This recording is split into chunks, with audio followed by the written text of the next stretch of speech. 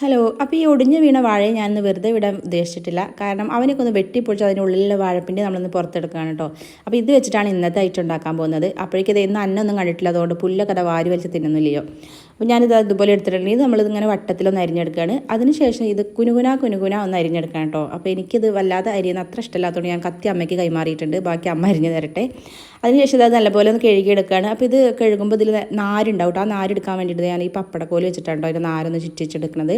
പണ്ടൊക്കെ അമ്മയൊക്കെ ഉണ്ടാക്കി തരുന്ന സമയത്ത് ആ നാരെടുക്കാൻ വേണ്ടിയിട്ട് വെയിലൊക്കെ അടയ്ക്കുന്ന മുള്ളുണ്ടല്ലോ, മുളയുടെ ആ മുള്ള് വെച്ചിട്ടാണ് ഇതുപോലെ ചുറ്റിച്ചൊക്കെ എടുത്തിട്ടുണ്ടായിരുന്നത്. അപ്പോൾ അതൊന്നും ഇപ്പോൾ ഇല്ലാത്തത് കാരണം, ഇല്ലാത്തതല്ല ഉണ്ടാവും, പക്ഷേ ഇപ്പോൾ പപ്പടക്കോല് വെച്ചിട്ടാണ് ഞാൻ എടുത്തത്. അതിനുശേഷം ഇതൊന്ന് വറവിടാൻ വേണ്ടിയിട്ട് വെളിച്ചെണ്ണ ഒഴിച്ചു കൊടുത്തു. വെളിച്ചെണ്ണ അമ്മ ഒളിപ്പിച്ച് മാറ്റി വെച്ച വെളിച്ചെണ്ണ കുപ്പി ഞാൻ തട്ടിയെടുത്താണ് കേട്ടോ. അപ്പോൾ തോരൻ ഇവിടെ റെഡി ആയിട്ടുണ്ട് കേട്ടോ. അപ്പോൾ ഇതൊക്കെ ഉണ്ടാക്കി കഴിച്ചവരൊക്കെ ഉണ്ടെങ്കിൽ കമൻറ്റ് ചെയ്തോളൂ കേട്ടോ. അപ്പോൾ വീഡിയോ ഇഷ്ടമായിട്ടുണ്ടെങ്കിൽ സബ്സ്ക്രൈബ് ചെയ്യുക, ലൈക്ക് ചെയ്യുക, കമൻറ്റ് ചെയ്യുക. അപ്പോൾ ഇത്രയേ ഉള്ളൂ. Okay, by.